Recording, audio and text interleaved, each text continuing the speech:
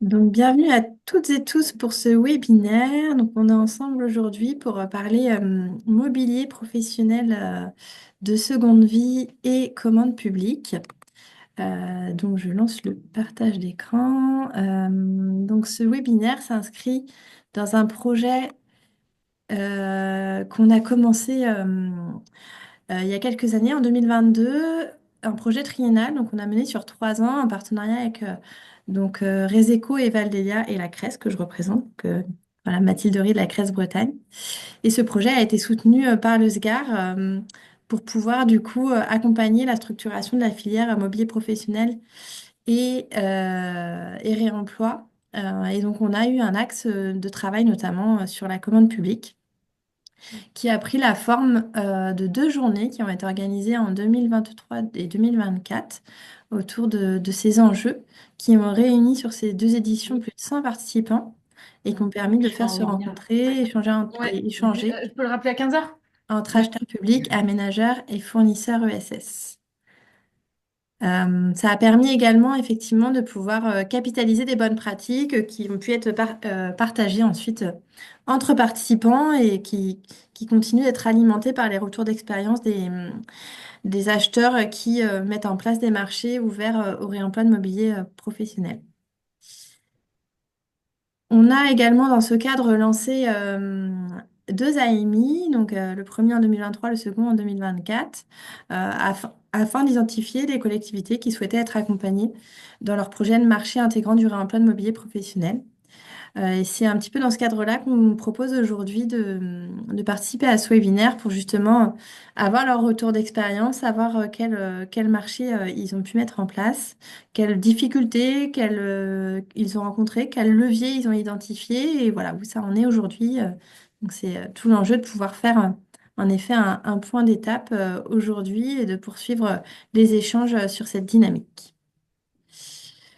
Très rapidement, pour vous représenter ce visuel qui a été travaillé par le SGAR et qui est assez intéressant.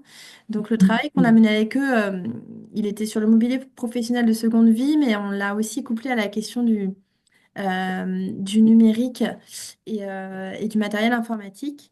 Mais voilà, ça permet aussi de donner à voir dans quel écosystème et dans quel contexte cette dynamique s'inscrit. On voit par exemple en haut à gauche du visuel, le phare de la loi AGEC avec l'article 58 qui pose en effet voilà, quelques repères, un cadre aussi pour les acheteurs publics pour s'engager dans des démarches de ce type-là. On voit effectivement l'ensemble des acteurs qui sont impliqués sur ce sujet. Donc, on retrouve en effet les 3 partenaires que j'ai cités, donc la CRES, Reseco, et Valdelia. Le SGAR, en effet, en tant que soutien et acteur engagé sur cette démarche. Et en effet, derrière tous les acteurs mobilisés de l'écosystème, et je vais plus spécifiquement m'arrêter sur le, la partie en bas à gauche du visuel, donc la presqu'île des acteurs de l'ESS, pour vous présenter un petit peu un panorama une cartographie des structures qui aujourd'hui en Bretagne agissent sur cette filière. Donc aujourd'hui, c'est une quinzaine d'acteurs qui font parfois de la collecte, de l'upcycling, du réemploi ou de la coordination et qui ont développé une activité autour du mobilier professionnel de seconde vie. Et donc c'est avec eux aussi également qu'on travaille sur la structuration de cette filière en Bretagne et qu'on fait aussi échanger ensemble, mais aussi avec les autres acteurs de la filière, donc que ce soit les acheteurs et les aménageurs pour pouvoir construire des réponses collectives et aller vers des marchés à impact sur le territoire. Je vais laisser faire un éclairage à mes collègues de Reseco, Solène, sur justement l'article 58 de la loi AGEC qui guide aussi un petit peu vos démarches de marché public pour intégrer du mobilier professionnel de seconde vie. Oui, on voulait rappeler que ce projet de développement de la filière du mobilier professionnel réemployé, enfin, s'intégrait dans un contexte réglementaire et législatif avec la réglementation autour de la commande publique durable qui contraint de plus en plus les acheteurs depuis plusieurs années.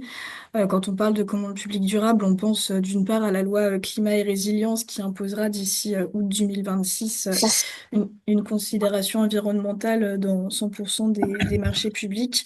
Et on pense aussi à la loi AGEC et notamment à son article 58 qui impose aux collectivités, à leurs groupements et à l'État l'acquisition de biens issus du réemploi, de la réutilisation ou intégrant des matières recyclées dans 17 familles et sous-familles d'achat. Et le mobilier, du coup, en fait partie. C'est une loi, du coup, qui impose cela aux acheteurs depuis 2020 et qui a évolué cette année, notamment avec la sortie d'un nouveau décret en février 2024, qui a fait évoluer qui a fait enfin, évoluer cette loi qui n'a pas changé la philosophie globale de cet article 58, mais voilà, qui a fait un petit peu évoluer les obligations pour les acheteurs publics.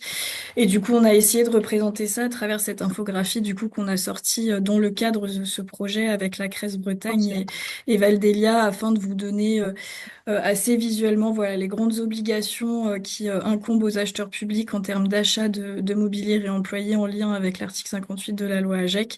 Et puis aussi vous donner des petits tips sur comment intégrer plus facilement ce mobilier réemployé, l'achat de ce mobilier réemployé. Et puis vous montrer un petit peu des résultats, vous donner envie aussi, montrer que acheter du mobilier de réemploi, c'est pas qu'une contrainte, mais ça peut aussi être des beaux projets. Voilà, avec un réel enjeu derrière de revalorisation aussi d'un certain nombre de déchets. Donc voilà, je ne sais pas si Laurence, tu souhaites compléter. Non, Solène, c'est parfait en fait, hein, si ce n'est que ben, justement, cette infographie, n'hésitez pas à la partager, hein, dans les services prescripteurs, enfin partout. Voilà, et en effet, on va voir après qu'il y a des très beaux projets et ce partenariat, travailler avec Valdelia, la Crèce, Reseco, on peut toucher nos différentes cibles et c'est vraiment un beau partenariat. Donc, non, rien à ajouter là-dessus. Merci pour ce temps de présentation. Donc, en effet, ce document, il se présente sous la forme d'une infographie qui est téléchargeable en ligne et que vous pouvez relier et diffuser sans problème. Donc, n'hésitez pas à vous en emparer.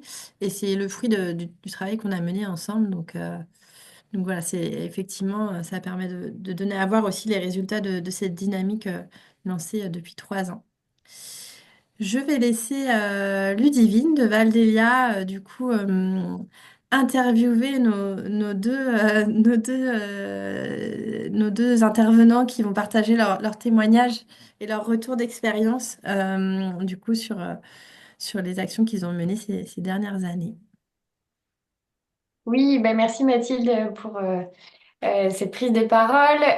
Effectivement, donc Hélène, on a commencé à travailler ensemble il y a pas loin d'un an et demi maintenant, je pense. Est-ce que tu peux nous rappeler le projet qui vous a amené sur la communauté de communes à aménager donc ce bâtiment? Si tu peux nous en dire un peu plus sur voilà le nombre de mètres carrés, l'usage futur du bâtiment donc qui est en finalisation de construction et nous dire un peu quelle était la genèse de cette volonté en fait d'aménager en seconde vie. Et puis ensuite, tu pourras nous dire aussi à peu près où ça en est à ce jour. Merci beaucoup. Bonjour à toutes et à tous. Donc, comme c'est inscrit sur vos écrans, je suis chargée de mission économie circulaire. Je m'appelle Hélène Accouche et je travaille pour une communauté de communes située entre Rennes et Nantes, un territoire plutôt rural, mais on a beaucoup d'entreprises parce qu'on est traversé par l'axe qui joint Rennes à Nantes. Donc là, on vient de rappeler un petit peu le cadre réglementaire, c'est-à-dire que nous, les collectivités, on doit tout simplement respecter la loi dans notre commande publique. Et je le dis parce que aujourd'hui encore, quand je suis en communication avec certaines communes ou certains de mes collègues, les gens méconnaissent la loi. Donc déjà, c'est bien de faire un petit rappel et se dire qu'on a des obligations en termes environnementaux dans notre commande. Bien sûr, la loi AGEC. En plus, nous, on porte bien sûr un PCAET et un programme d'économie circulaire qui est financé en partie par l'ADEME, un programme territoire économe en ressources. Et c'est vraiment de là que tout a commencé. Quand j'ai intégré la collectivité, j'avais comme objectif de ce programme de 3 ans d'inclure des clauses d'économie circulaire dans un marché public. Donc, c'était un objectif qui avait été fixé en amont. Je savais pas trop comment faire ni par quel bout prendre parce que ça peut être tout et rien. Et au début, je m'étais plutôt lancée à sonder un peu mes collègues et les élus pour peut-être faire de l'économie circulaire dans un marché de construction. Donc j'étais à fond sur tout ce qui est matériaux biosourcés, géosourcés, sauf que c'est des processus très longs, hein, sur des projets très très longs.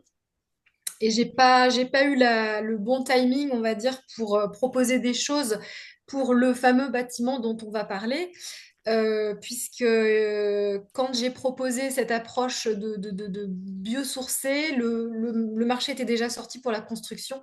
Donc c'est un bâtiment communautaire qui va accueillir des services jeunesse numériques et également aussi tout un volet un peu administratif.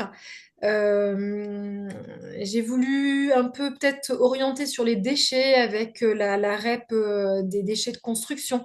Et puis finalement, c'est pareil, c'était intégré au marché de construction, donc j'ai pas pu agir là-dessus.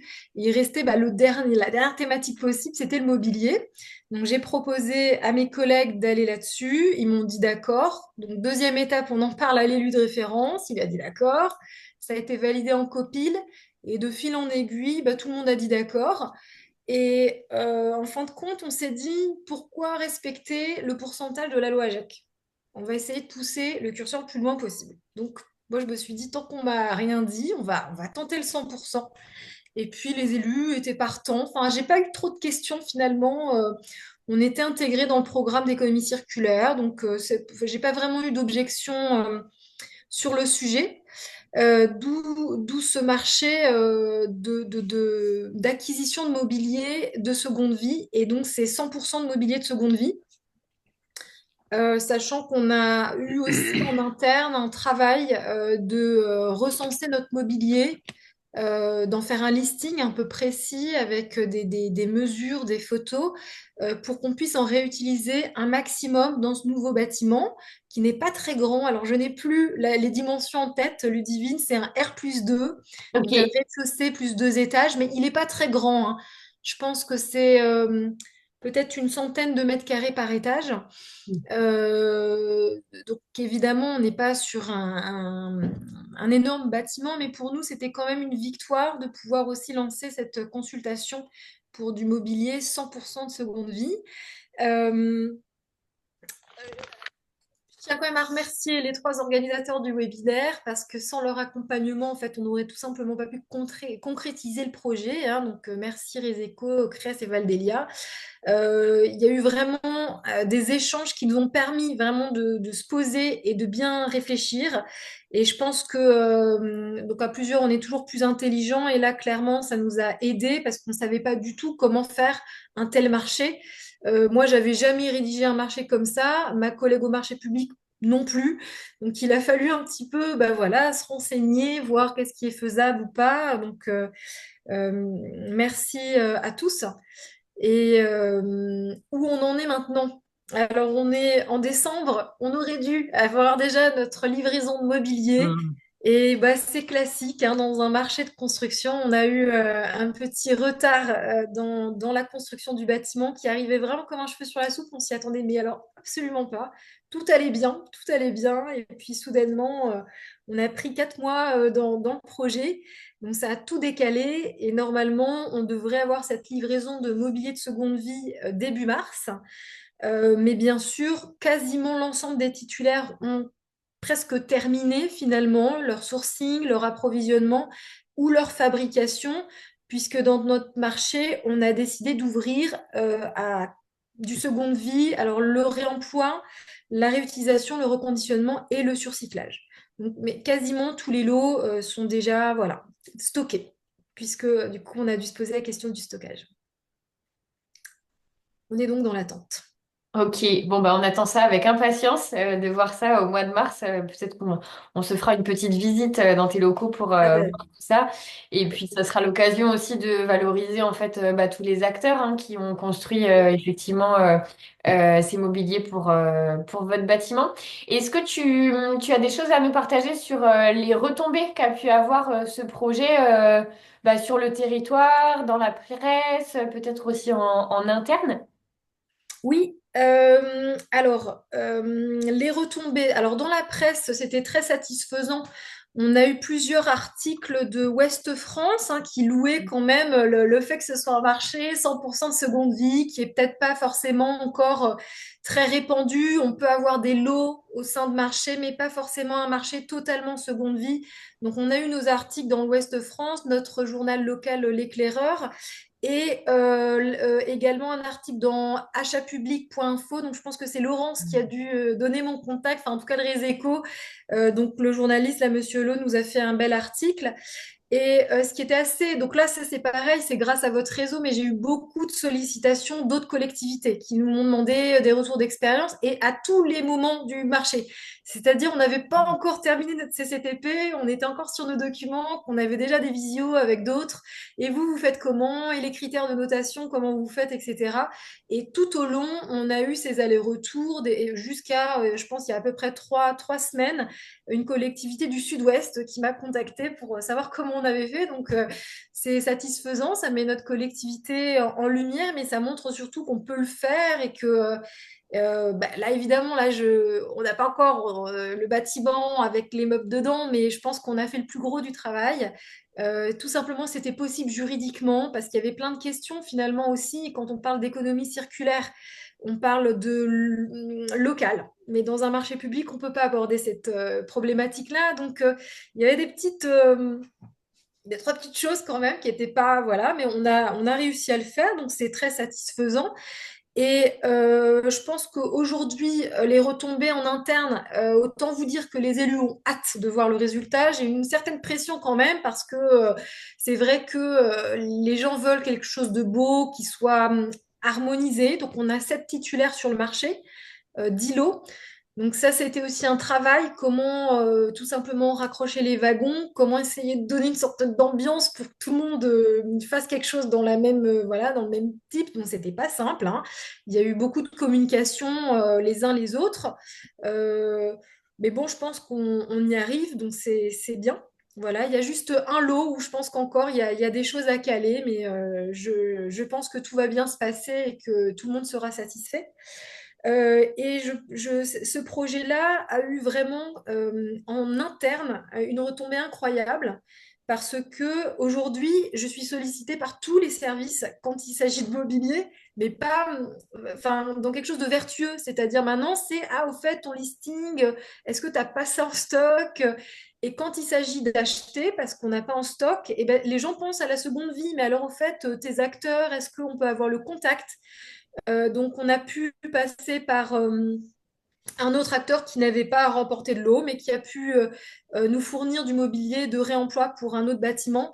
Donc ça crée quand même une émulation et on sent vraiment que là, maintenant, c'est acté, que déjà, on voit ce qu'on a en stock. Si on n'a pas, on achète en seconde vie. Et si vraiment là, ça va pas, bah, on fait du neuf. Mais je trouve que c'est très positif parce qu'on voit que les habitudes de travail évoluent et dans le bon sens. Donc je pense que l'objectif que tout le monde aujourd'hui, là, qui sont en train de regarder ce webinaire, on a envie d'atteindre. Donc, je vous incite vraiment à lancer ce type de projet.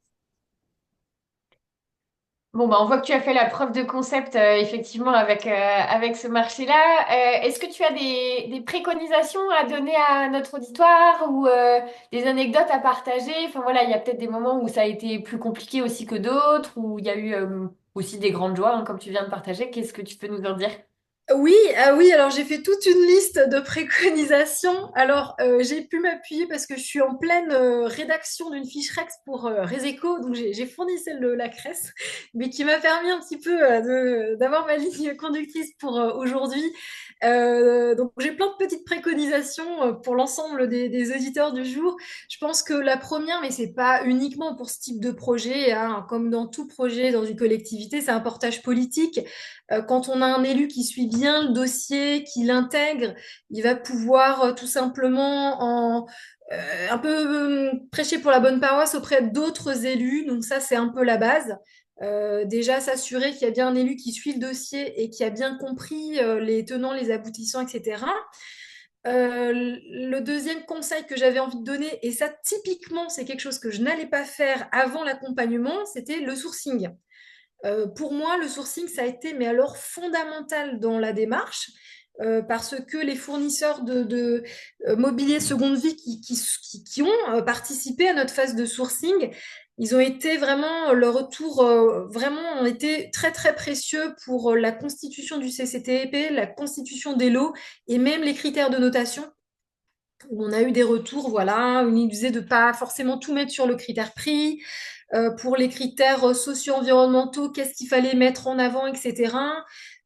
Pour l'allotissement, typiquement, il disait ben, ne faites pas des lots par type de mobilier, mais plus par espace, parce qu'évidemment, quelqu'un qui est professionnel de seconde vie, il va vous fournir des bureaux.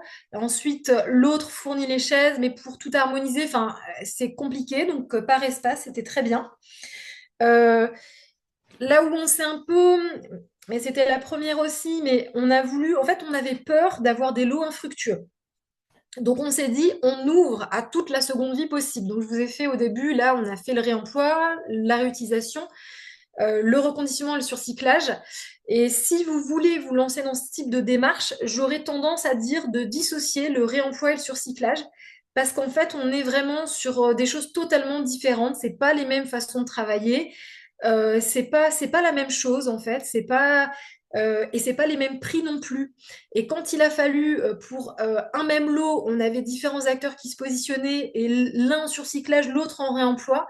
Ben, j'avais la sensation, enfin c'était très compliqué de comparer des offres qui n'ont rien à voir les unes avec les autres. Donc si je devais le refaire, et ben peut-être que je dirais bon bah ce lot-là, ce sera plus en réemploi ou en réutilisation ou en reconditionnement. Et là, bah, ce lot-là, on veut du surcyclage parce qu'on veut une touche un peu plus créative. Ça, c'est un conseil que je donnerais. Euh, il y a la question du stockage, du calendrier. Là, on l'a bien vu avec notre retard de chantier. Tous les professionnels de seconde vie n'ont pas forcément tous du stockage. Et au-delà de ça, ils ont d'autres projets en cours, d'autres choses à faire. Donc c'est vrai que là, il faut gérer cette question-là. Nous, on n'avait pas de stockage, donc bon, on l'avait spécifié dans le marché. Mais autant vous dire que quand on a annoncé le retard de marché, bon, bah, ça a été compliqué pour les titulaires, donc il a fallu réexpliquer tout, donc bien avoir cette histoire de stockage en tête. Et le dernier point, c'était sur la communication avec les titulaires. Quand on est dans la seconde vie, on rédige notre CCTP, on sait ce qu'on veut, on a des besoins qu'on a identifiés, mais on sait que les acteurs de la seconde vie n'ont pas de catalogue, n'ont pas forcément de stock. Donc, si on donne des choses trop précises, je veux une table, telle dimension, telle matière, telle couleur, ça va être compliqué pour eux de travailler, c'est pas infaisable, mais il faut trouver le juste milieu, c'est-à-dire donner suffisamment de détails, mais pas trop non plus. Et je dirais que ça n'a pas été facile. L'ensemble des titulaires ont réussi à comprendre ce qu'on voulait par rapport à notre CCTP, mais il y a eu pas mal de communication. Et sur un lot, le titulaire comprenait quelque chose et nous, on imaginait autre chose. Donc là, ça a engendré des petites difficultés qu'on n'a pas encore résolues, mais on va trouver des solutions. Mais bah, voilà, c'est un peu la communication entre l'acheteur et les titulaires. Et j'en viens au fait qu'un marché de mobilier de seconde vie, ça demande du temps humain, parce qu'il faut le suivre, le marché. On n'a pas juste acheté un truc sur catalogue et puis bah voilà, ils viennent le livrer, l'installer. Là, on a des acteurs qui vont sourcer des choses et des fois, ils vont dire bah alors ça vous va ou pas? Est-ce que les couleurs, c'est ça que vous voulez? Puis je vous parlais un peu d'harmoniser entre les uns les autres, donc il y a du temps homme, il y a du temps homme à dédier. Donc, il faut que quelqu'un dans la collectivité soit bien identifié et suive ce projet-là. Et ça, c'est important de l'avoir en amont en tête pour présenter aussi aux élus, se dire, ben voilà, il faudra qu'il y ait quelqu'un qui suive le projet. Voilà. Super. Merci pour tous ces partages, Hélène. Juste, je voulais préciser, il y a des questions dans le chat, mais qu'on abordera après. Donc, je vous invite à poser voilà, un maximum de questions. Comme ça permettra à Hélène de préparer ses réponses. Et puis, on y répondra après l'intervention de Jean-Claude Duvet pour le conseil départemental d'Ille-et-Vilaine. Je voulais juste repréciser sur le sourcing, effectivement, que en fait, tu disais que c'était un point assez clé et c'est là où, en fait, Valdélia, Reseco et la CRES, on a vraiment, on est vraiment des acteurs ressources pour ça, puisqu'on peut vous accompagner, en fait, dans le montage de ces réunions de sourcing, puisqu'on connaît, en fait, l'ensemble des acteurs et de leurs compétences et qu'on peut, voilà, prévoir une réunion en visio où vous allez pouvoir présenter votre marché à l'ensemble voilà, des potentiels répondants locaux et puis parfois un peu plus loin aussi. Et n'hésitez pas du coup à vous appuyer sur nous pour ces phases de sourcing. Merci Hélène et surtout bravo. Et puis ben, voilà, on a hâte de voir au mois de mars et puis on revient vers toi tout à l'heure pour les questions. Monsieur Duvet, du coup, on va Oui. pouvoir parler de votre marché qui est clos. Enfin, du coup, les candidatures sont closes. On attend avec impatience les réponses. On aimerait bien être spoilé un peu, mais on va voir ce que vous pouvez nous dire. En tous les cas, est-ce que vous pouvez peut-être nous présenter en fait la façon dont vous avez monté le marché pour intégrer du réemploi et puis quelles ont été voilà, la genèse au sein de votre collectivité? Eh bien, bonjour à toutes et tous. Voilà, donc le département passe des marchés de fourniture de mobilier pour ses espaces administratifs et pour les collèges du département. Donc, ça représente un certain volume d'acquisition. Et depuis quelques années, on s'interrogeait sans vraiment rentrer dans le sujet sur l'accès à du mobilier de seconde vie.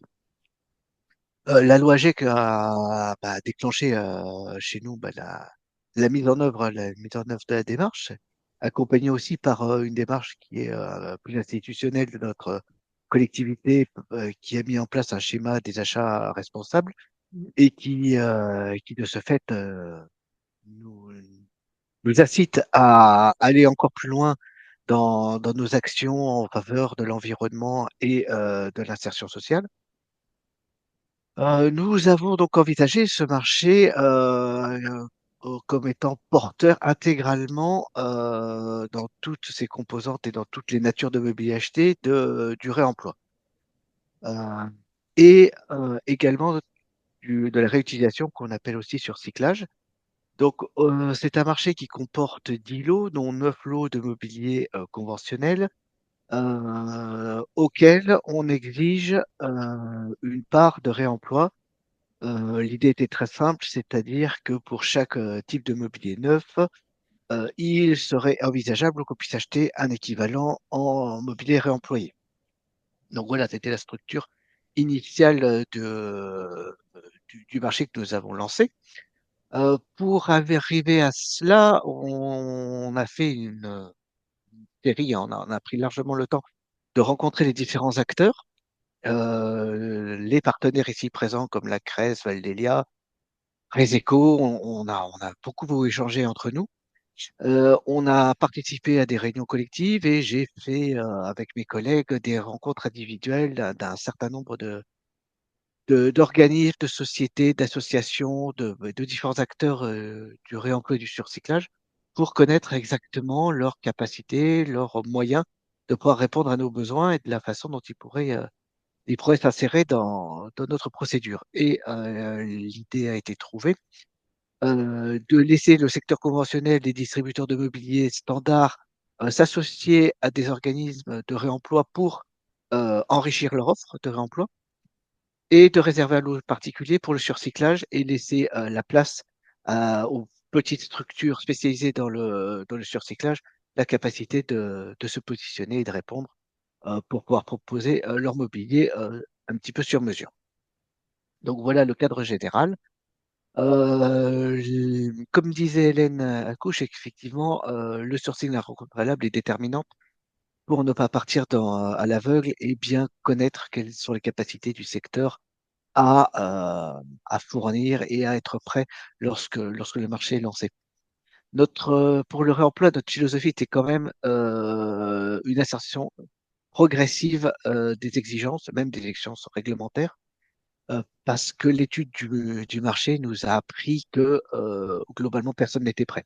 Euh, et qu'il était inutile d'exiger les seuils de la loi AGEC d'entrée de jeu. Ça ne rimait à rien, ça ne serait pas possible, notamment pour le mobilier scolaire, où le niveau de préparation des acteurs est très très faible. Donc, l'idée est d'accompagner d'année en année, c'est un contrat de 4 ans, chaque année avec des plans de progrès, essayer de remonter le seuil de disponibilité des mobiliers réemployés dans le lot. Voilà, ça c'est vraiment notre philosophie initiale. Oui, alors Euh, juste oui, pour compléter, hein, mais ce qu'on a trouvé vraiment intéressant, nous, dans votre marché, c'était cette idée de avoir finalement un double bordereau de prix, avec un prix pour le neuf et un prix du réemploi qui vous laisse à la fois la liberté pour vous, collectivité, de bah, voilà, pouvoir choisir au moment du lancement du bon de commande bah, sur quoi on va partir. Est-ce qu'on part sur du neuf ou est-ce qu'on part sur du mobilier de réemploi? Et puis effectivement, ça laisse, je dirais, à vos fournisseurs le temps de se déployer en fait sur ces gammes de seconde vie et d'accompagner en fait vos fournisseurs dans le temps puisque ça bouge assez vite, hein. C'est vrai que quand on lance des marchés, c'est sur une grande durée, mais là où vous dites effectivement les acteurs du mobilier scolaire sont encore un peu timides en fait sur le sujet, mais nul doute que tout ça va se développer en fait au fil des années et que ça va laisser la liberté à ces acteurs-là de pouvoir répondre aussi sur vos oui, lots. clairement, notre volonté, c'est, lorsqu'un bon de commande sera à émettre, c'est de demander d'abord du mobilier de réemploi. Le fournisseur nous dira s'il en a disponible ou pas, selon son gisement, selon le moment, selon la conformité bah, du mobilier qu'il a en stock. Et s'il ne peut pas, on partira en neuf. Voilà, ça c'est un peu l'idée. L'idée sans effectivement pénaliser lorsque le réemploi n'est pas disponible. L'idée, c'est au bout de 4 ans qu'effectivement le réemploi soit régulièrement disponible et qu'on puisse atteindre les niveaux espérés. Voilà, que ça Voilà, devienne. je pense que c'est un modèle qui est porteur, qui peut marcher. Alors, comme vous le disiez en introduction, je ne peux absolument rien vous dire sur ce que j'ai obtenu comme type de réponse, qui, combien, comment. Donc ça, Bien je sûr. vous en dirai rien. Néanmoins, effectivement, c'est assez porteur ce que j'ai vu. Donc, pour le moment, je suis assez optimiste. Je n'hésiterai pas, le moment venu, de vous faire un compte rendu lorsque les choses seront plus officielles. Oui, on attend ça avec impatience. Est-ce que vous pouvez nous faire part des difficultés que vous avez rencontrées Alors, au fil du lancement de ce marché? alors, Peut-être des alors, faire conseils les aussi. difficultés, c'est bien faire comprendre le projet, c'est-à-dire, comme il est relativement nouveau et technique, c'est que tous les acteurs comprennent bien ce qu'on attendait d'eux, de bien faire comprendre comment les différents acteurs pouvaient s'organiser entre eux pour pouvoir répondre, parce que c'est pas évident entre un secteur conventionnel des distributeurs de mobilier conventionnel de s'associer à des structures très peu implantées, très nouvelles, très légères, très mobiles. Donc les faire se rencontrer, les faire se comprendre, c'est quelque chose de nouveau pour tout le monde. Donc ça a été pas vraiment une difficulté, mais ça a été du temps à prendre. Mhm. Vraiment, diffuser l'information aussi, c'est une complexité parce que il y a toute une myriade, une galaxie de petites structures sur tout le territoire qu'il faut toucher. Et donc, réussir à les informer, c'est un vrai challenge parce qu'ils ne sont pas tous dans le réseau et faut les atteindre. Euh, et voilà, c'est trouver une solution en procédure de tout ce qui a été dit, tout ce qui a été envisagé. Ça aussi, c'est une difficulté. C'est un peu de la dentelle. Faut y aller prudemment, sachant qu'effectivement, on n'est pas sûr de taper juste au premier coup. Mais ce marché ayant une forte nature expérimentale, on verra bien comment il vit. Mais j'ai bon espoir. Oui, et nul doute que c'est effectivement un certain levier en fait pour mettre aux acteurs locaux de se développer sur ces sujets-là. Est-ce que vous avez des conseils à partager à notre auditoire pour Alors, garantir finalement la réussite de votre marché, de leur Alors pour les acheteurs, c'est vraiment de ne pas exiger l'impossible, hein, de pas être à la lettre de la loi. Hein, ça c'est Effectivement, ce serait pas faire un bon achat. C'est vraiment comprendre les contraintes des distributeurs conventionnels comme des structures du réemploi et du surcyclage.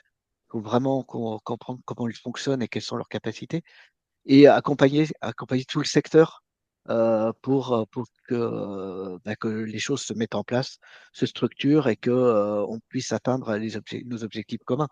C'est de la communication, c'est de l'accompagnement, en tant qu'acheteur, on fait partie pas du réseau, mais de la chaîne, et c'est une chaîne qui est homogène et il faut vraiment comprendre tous les tenants et aboutissants pour que ça marche bien. Et côté structure, mon conseil, c'est effectivement ne pas hésiter à aller au-devant des acheteurs, se présenter, expliquer ce qu'on est capable, et puis se fédérer, se rencontrer entre collègues et rencontrer aussi les grands distributeurs, même les distributeurs nationaux et internationaux, qui sont plus en plus ouverts à intégrer des prestations dont ils ne sont pas capables d'assurer la fourniture. Donc, c'est vraiment faire preuve d'audace et puis y aller. C'est mes conseils. Super, bah, on vous rejoint effectivement sur les associations en fait entre les distributeurs de mobilier classiques qui eux aussi commencent de développer des offres de seconde vie et justement à créer des alliances avec des plus petites structures pour qu'elles puissent voilà, s'adosser à un plus grand acteur, elles se concentrer sur la fabrication et laisser le distributeur bah, voilà, pouvoir répondre au marché, faire des offres globales aussi avec une partie en mobilier upcyclé et d'autres parties en mobilier d'occasion ou en neuf. Merci, Très monsieur, bien, Dupuis, c'est pour ça. ces éléments. Peut-être on va pouvoir prendre les questions. Alors, je vais essayer de les reprendre dans l'ordre. Hélène, tu es toujours avec nous. Alors, nous avons Cécile Chaumont qui avait pas mal de questions. Alors, votre marché était-il en plusieurs lots? Donc oui, Hélène, tu avais dit qu'effectivement, il y avait des allotissements plutôt par espace, par pièce. Oui. Euh, je crois qu'on t'entend pas très bien, Hélène. Ah, vous Oui, m'entendez mieux? ça y est. Oui, ça y est, oui. Et il y avait une question sur l'homogénéité du mobilier. Est-ce que tu peux nous en dire un peu plus sur les ambiances et aussi sur le coût global du marché? Est-ce que vous avez fait le rapport que ça aurait été par rapport à du mobilier neuf? Est-ce que c'était plus cher, moins cher, équivalent? Hmm. Ok. Donc oui, 10 lots, c'est vrai que c'est pour des services communautaires qui font de l'accueil du public, donc service jeunes, service info jeunesse, espace public numérique et fabrication numérique. Donc, autant vous dire des lots quand même assez distincts avec pas franchement de mobilier, enfin pas pour tous, c'est pas vraiment du mobilier conventionnel. On a bien un étage administratif qui demandait des bureaux assez classiques, bureaux, chaises, caissons, etc. Mais pour tout le reste, on avait fauteuil, canapé, table à manger, chaise à manger, des choses super enfin, particulières, table de ping-pong, table pliante pour repas, etc. Donc, on était sur du mobilier, je trouve, de façon assez globale, assez spécifique. Je pense que le pompon, c'était pour le mobilier de fabrication numérique. Enfin, là, le Fab Lab, c'était quand même particulier, avec des paillasses, dans des dimensions assez particulières, pour des machines, etc. Donc, on est sur des choses quand même assez, peu, pour ça, là, peu conventionnelles. L'espace public numérique, on était sur du mobilier plutôt d'informatique, mais aussi avec un espace jeu vidéo, avec des poires pour s'asseoir. Enfin, donc il y avait, je trouve que c'était un beau challenge quand même pour les fournisseurs de mobilier de seconde vie, hein, de se positionner. On était persuadés qu'on aurait, enfin persuadés, pas persuadés, mais on pensait qu'on aurait potentiellement des lots infructueux. Puis finalement, on a eu des réponses pour tous, hein. Et en termes de budget, du coup, vous étiez comment par rapport à du mobilier neuf? Alors, ce qui s'est passé, c'est que moi, en débutant ce projet, je n'avais aucune idée de comment budgétiser ce projet de mobilier. Donc, ce qu'on a fait, c'était facile.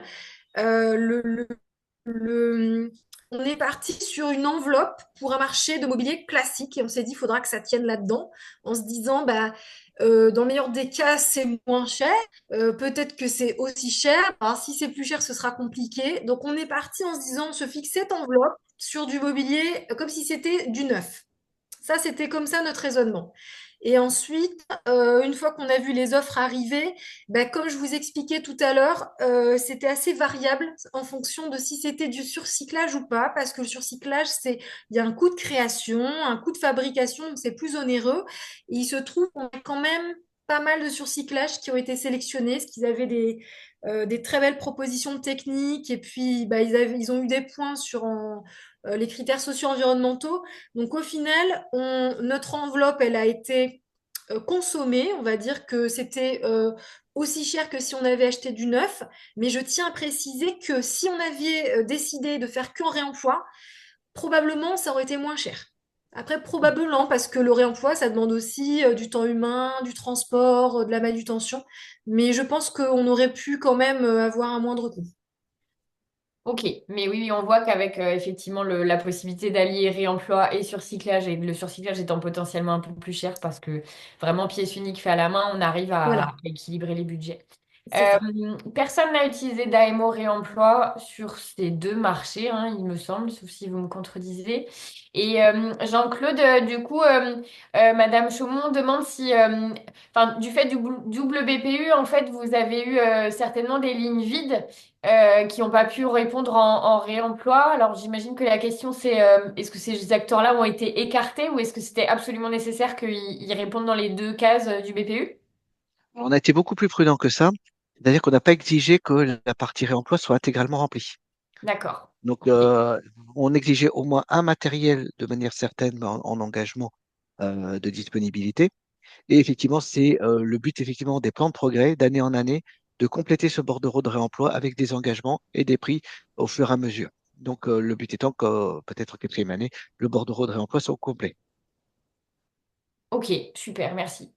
Est-ce que dans les participants, il y a des acteurs qui veulent peut-être partager des choses? Mathilde, tu veux reprendre la main là-dessus? Non, avant ça, je peux te laisser la main là-dessus. Juste, il y a une question qui me semblait intéressante également dans le chat sur le temps qu'a duré la phase de sourcing. Une question Oui. à Hélène. Parce qu'en effet, la personne qui pose la question dit qu'on est souvent un peu à la dernière minute pour les petites communes et je pense que c'est un vrai sujet. Donc peut-être, voilà, si t'as des éléments à apporter sur cette question-là, Hélène. Oui, alors comme je vous le disais, moi j'étais pas partie pour faire du sourcing, je savais pas trop d'ailleurs ce que c'était, donc il a fallu il y a il y a un guide de sourcing de la commande publique là que j'ai consulté, donc tout simplement parce qu'il faut que ce soit cadré hein, légalement, parce qu'on peut pas dire euh, tout dans le sourcing, on doit être quand même faire attention à ce qu'on dit, donc je me suis appuyée dessus et il y avait différentes façons de faire du sourcing, donc je me suis renseignée autour de moi. Les gens disaient, bah, tu prends ton téléphone, tu appelles les fournisseurs, tu demandes une sorte de rendez-vous téléphonique. Et en fait, on s'est dit que c'était pas exactement ça qu'on voulait faire. Donc, on a décidé d'organiser une réunion sourcing en invitant les professionnels du mobilier de seconde vie. Alors, là, évidemment, on a dû choisir en termes géographiques parce qu'on pouvait pas enfin, proposer à tous les acteurs de France. On s'est appuyé sur le répertoire donc de nos trois partenaires là qui ont créé ce répertoire-là. Donc j'ai invité tout simplement toutes les structures possibles à une réunion, une date qu'on a proposée en présentiel, mais également bah, en distanciel, puisque certains, bon bah voilà, nous on est à l'entrée de la Bretagne, certains étaient de Brest, d'autres d'Angers, d'ailleurs, etc. Et ça a bien fonctionné. Et l'idée là-dessous, c'est qu'on s'est dit peut-être que ça va leur donner envie de travailler ensemble aussi. Parce que c'était ça aussi le but. Peut-être aussi voilà, qu'on présente brièvement le projet et voilà, qui voit qui est présent autour de la table et peut-être que ça leur donnait envie de travailler ensemble. Donc ça n'a pas été très long. Une réunion, 2 heures, avec plein d'enseignements, beaucoup d'échanges. Donc c'était très bien. Voilà, ça n'a pas pris plus de temps que ça, mais vraiment fondamental. Merci Merci. Hélène. Peut-être pour compléter, Monsieur Duvet, ça serait intéressant de savoir que vous avez fait à peu près la même chose. Enfin, et l'impact de ce format aussi sur votre marché.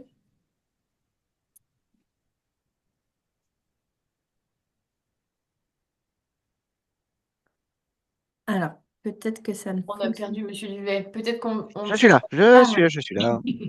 Oui, est-ce que vous pouvez me reproduire la question, s'il vous plaît? Hélène partageait en effet la réunion de sourcing qu'elle avait pu organiser avec les acteurs en amont du marché et c'est également une action que vous avez mise en place pour présenter votre marché aux acteurs qui pouvaient être concernés.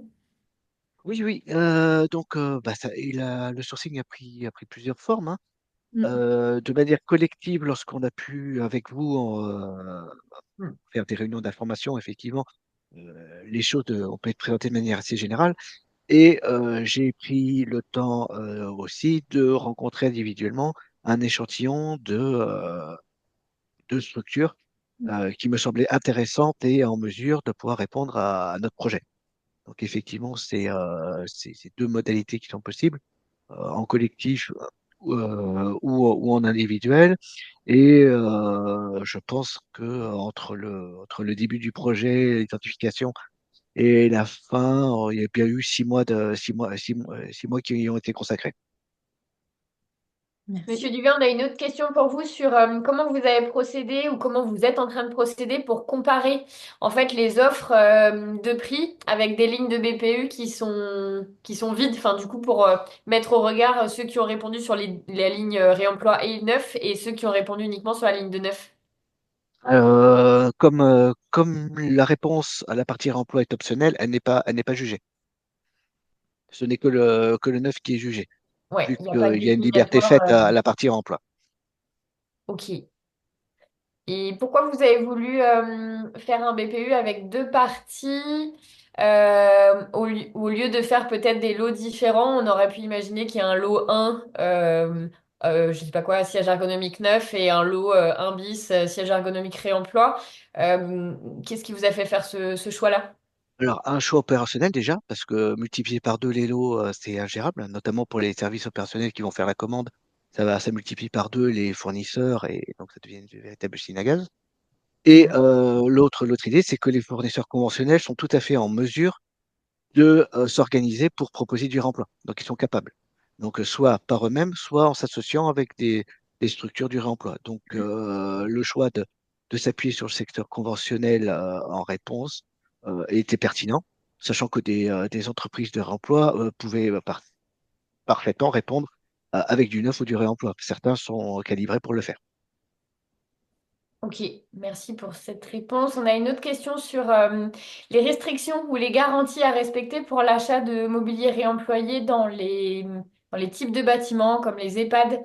Est-ce que du coup vous avez eu des préconisations particulières sur certains aspects normatifs ou assurantiels Bah, dans... la norme feu pose toujours question pour le mobilier scolaire. Mais comme elle n'a pas un caractère absolument obligatoire, voilà, ça reste toujours un sujet qui sera évalué à chaque commande. Pour répondre sur la norme feu, parce que c'était un des sujets aussi sur le marché de Bain-de-Bretagne, en fait, les normes feu, elles sont assez facilement adressables par les acteurs de l'upcycling avec des épaisseurs de bois à respecter. Et sur les tissus, on met souvent du tissu neuf et du coup, on peut avoir le PV feu, en fait, qui va être M3, M4, enfin, peu importe, du fournisseur. Donc, c'est assez facile finalement, en fait, pour les acteurs du réemploi de respecter ces normes-là. Laurence, tu précises que le guide de la DAE, donc la direction des achats sur le sourcing, propose des fiches pratiques d'entretien benchmark pour réaliser aussi vos étapes de sourcing. Donc, comme vous l'aurez compris, on est à votre disposition pour organiser un peu des visios en fait qui vont réunir les acteurs et ça vous permettra en fait de prendre connaissance avec voilà tout un panel d'acteurs compétents que vous pourrez ensuite mobiliser de manière individuelle. On a plein de questions. Je ne sais pas si on va avoir le temps de répondre à tous. Mathilde, tu voulais peut-être qu'il y ait des gens qui répondent ou qui partagent des choses. Alors, on arrive surtout à la fin du webinaire. On va essayer de s'en tenir à l'heure qui nous était impartie. Peut-être s'il y a des questions spécifiques, mais c'est plutôt des questions liées aux normes. On peut prendre les dernières questions et puis voilà, Ouais, il y a quelques des minutes questions. assez rapidement s'il y a des éléments de réponse. Je ne sais pas si c'est le cas. Il y a des questions sur la réglementation de la qualité de l'air intérieur. Alors, je vais peut-être répondre pour le coup. En fait, le mobilier qui a déjà eu une première fois a comme dégazé, on va Mm. dire, des composés organiques volatiles en fait qu'il y a à l'intérieur au moment du neuf qui émanent surtout des parties colle, hein, qui sont liées notamment au bois aggloméré, on va dire. Du coup, c'est vrai que le mobilier de réemploi est finalement moins nocif en fait en termes d'usage parce qu'il a déjà perdu ses composés organiques volatiles. Et donc ça, c'était pour la question de monsieur ou madame Chauvavoué. Et De question de l'usage des nous, plastiques. qu'en est-il pour respecter ces normes avec l'usage de plastique PPPE? Alors, globalement, sur les chaises que vous fabriquez à l'Usinou, les chaises scolaires, en fait, la norme feu, c'est si le plombier peut jeter la chaise par la fenêtre ou la dégager à la main. En fait, les normes feu ne sont pas si importantes, voire nulles, par rapport aux mobiliers qui sont fixes, par exemple, comme dans les salles de cinéma, où là, il y a vraiment une norme feu avec une imposition très stricte.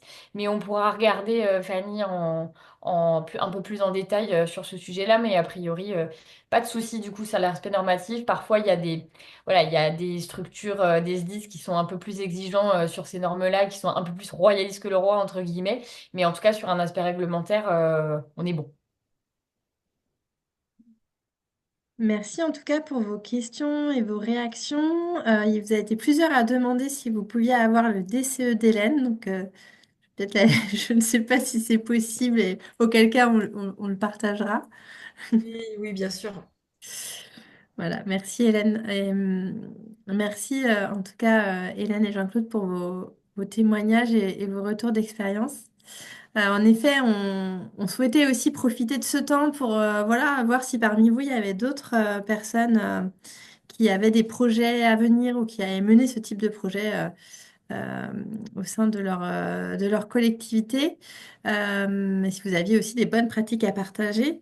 Alors, on va pas avoir le temps aujourd'hui puisque le temps, voilà, l'heure de webinaire arrive à sa fin, mais on va vous envoyer à l'issue de ce webinaire un petit questionnaire très rapide de quelques questions en ligne. On vous invite vraiment à prendre quelques minutes pour y répondre. C'est important pour nous parce que ça nous permettra à la fois d'identifier éventuellement d'autres projets, d'autres retours d'expérience à valoriser, mais aussi pour nous de percevoir l'impact que les actions qu'on a portées là, ces dernières années ont eu aussi auprès de vous en termes d'accompagnement, de sensibilisation. Donc voilà, vraiment, si vous pouvez prendre ce temps-là, ça nous aidera aussi pour voir quelle suite on peut donner à cette dynamique.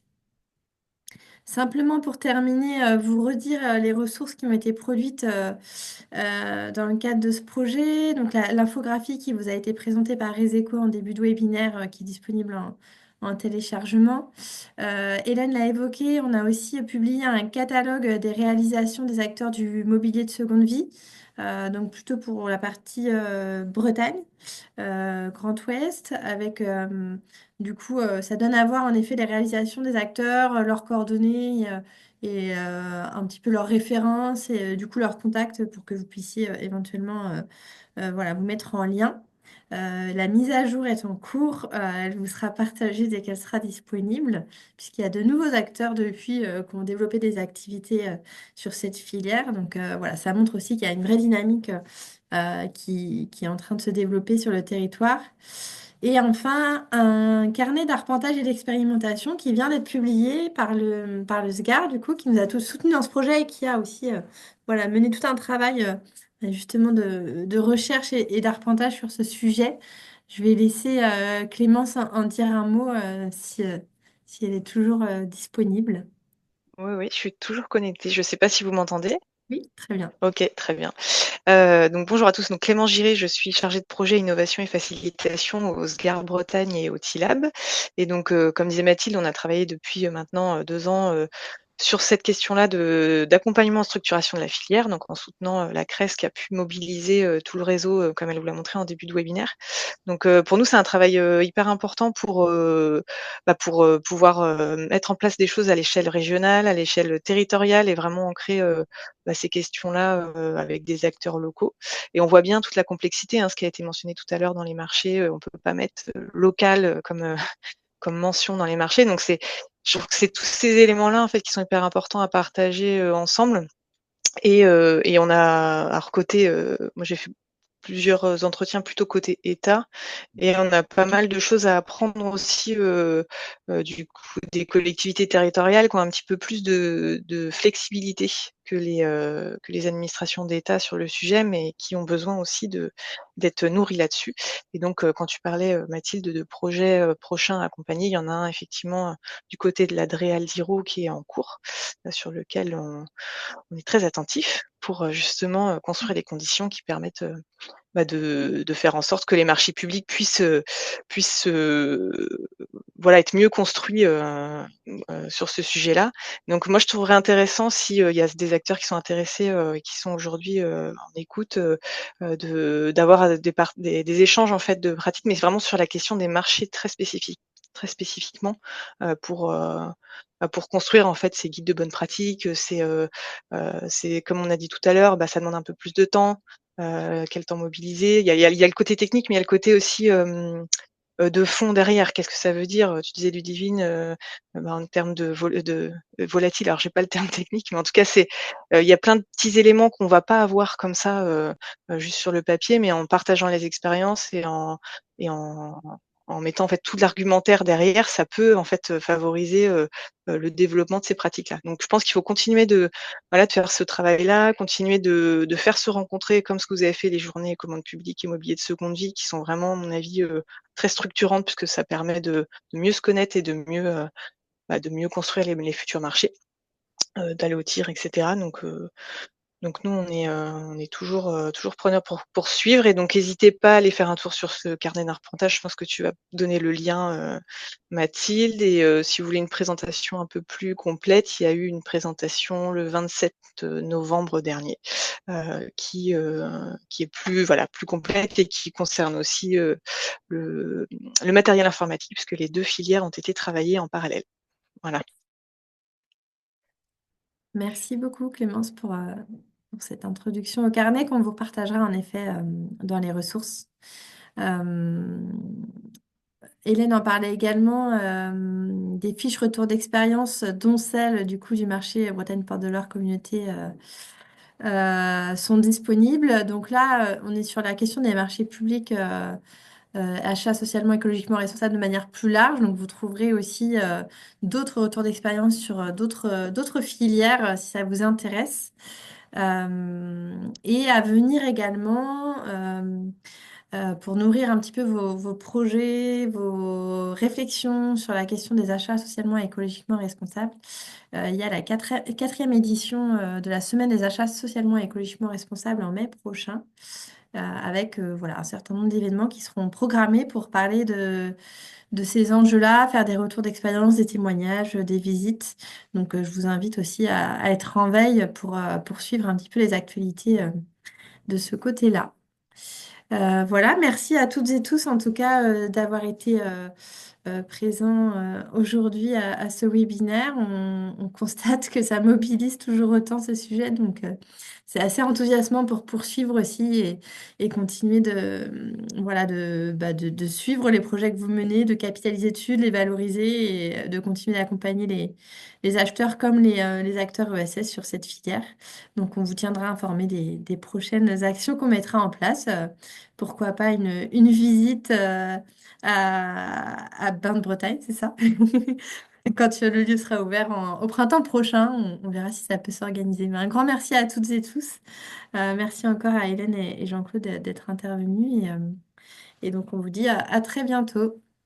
Je voulais, avant de clôturer, aussi passer un petit mot pour les structures des Pays de la Loire là, qui sont présentes au cours de ce webinaire. On envisage au sein de Réseco de recréer ce format journée commande publique et mobilier réemployé en Pays de la Loire, donc toujours avec Valdélia et puis avec la CRES des Pays de la Loire.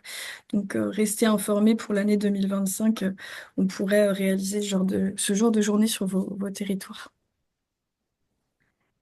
Merci Solène pour ce complément. On se réjouit que la dynamique s'essaime sur d'autres régions. Eh bien, merci à toutes et tous et bonne après-midi et à très bientôt. Au revoir. Merci, au revoir. Merci. Merci, au revoir.